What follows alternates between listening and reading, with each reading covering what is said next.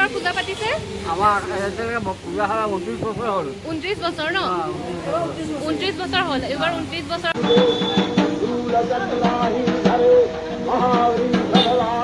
এই ফ্ৰেণ্ডছ সকলোকে পুনৰবাৰ আমাৰ চেনেললৈ বহুত বহুত স্বাগতম জনাইছোঁ আৰু মই এতিয়া আছোঁ আমাৰ নগাঁৱৰ ঘৰত আৰু আজিৰ ভ্লগটো আৰম্ভ কৰিছোঁ মই ইয়াৰ পৰা আৰু সকলোকে শাৰদীয় দুৰ্গা পূজাৰ বহুত বহুত শুভকামনা জ্ঞাপন কৰিলোঁ।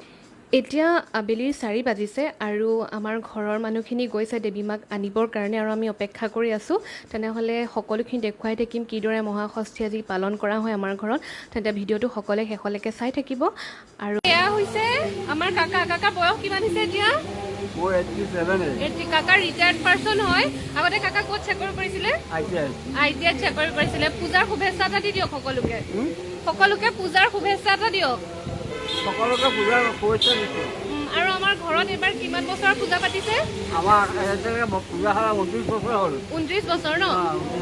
কৰোণা অৱস্থাৰ কাৰণে নাহিবও চাগে। সকলোকে এবাৰ কওক কিবা এটা। সকলোকে এবাৰ নিবলৈ নোৱাৰিছোঁ যাতে পূজা মানুহ আহি পেলাই মাৰ ওচৰত অকণমান সেৱা এটা জনাই পেলাই আমাকো শান্তি দিয়ে যেন আৰু আহোঁতে মাস্ক পিন্ধি আহিব। মাস্ক পৰিধান কৰি নাহিলেও পুলিচে বিজেপিয়ে গাড়ী তিনিদিন আহিয়ে আছে তিনিদিনে। গতিকে সেইকাৰণে আপোনাৰ অনুৰোধ কৰিছোঁ যাতে মানে মাস্ক পিন্ধি পেলাই আহি পেলাই আমাকো আশীৰ্বাদ দিয়ে আৰু মাৰ পৰাও সেৱা এটা আহিব। ঠিক আছে, নমস্কাৰ।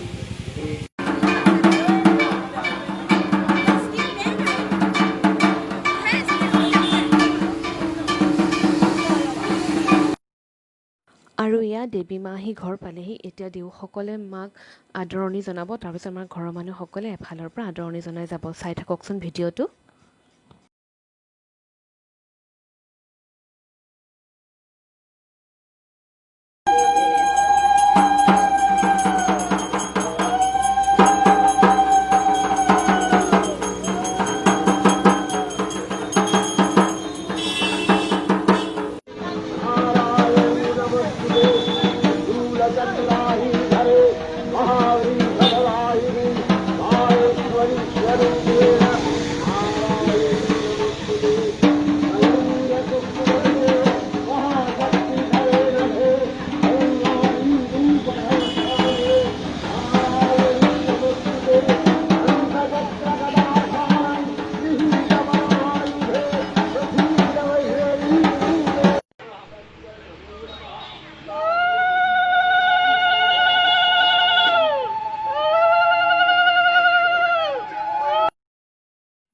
মাক ভিতৰ সোমোৱাই মন্দিৰত বহোৱাৰ পিছতেই আমি লাগি গ'লোঁ বেলপাতৰ মালা চিলাবৰ কাৰণে। শিৱ বাবাৰ বেলপাতৰ মালা বহুতেই প্ৰিয় হয়, সেইকাৰণে দেৱী মাৰো খুবেই প্ৰিয় হয়। আৰু আমাৰ ঘৰৰ পৰম্পৰা মতে ষষ্ঠী পূজা বেলগছৰ তলতেই পালন কৰা হয়, সেইকাৰণে বেলপাতৰ মালা আমি সকলোৱে মিলি তৈয়াৰ কৰি আছোঁ। আৰু মোৰ লগত থকা এইকেইজনী হৈছে মোৰ মৰমৰ ননদ।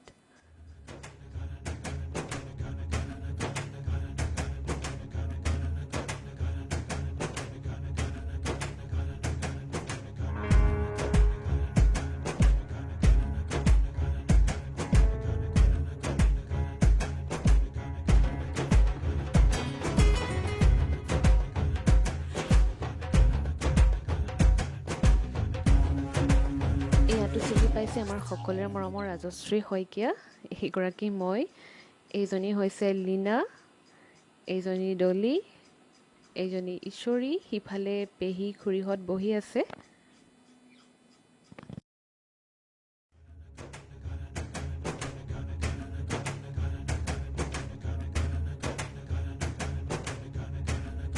আৰু তাৰপিছতে আৰম্ভ হৈছে আজিৰ ষষ্ঠী পূজা।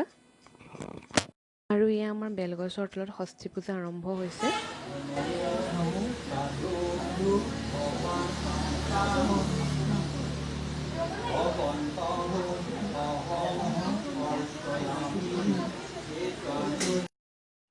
আৰু এয়া হৈছে মাক নয়ন লগাই থকাৰ মুহূৰ্ত।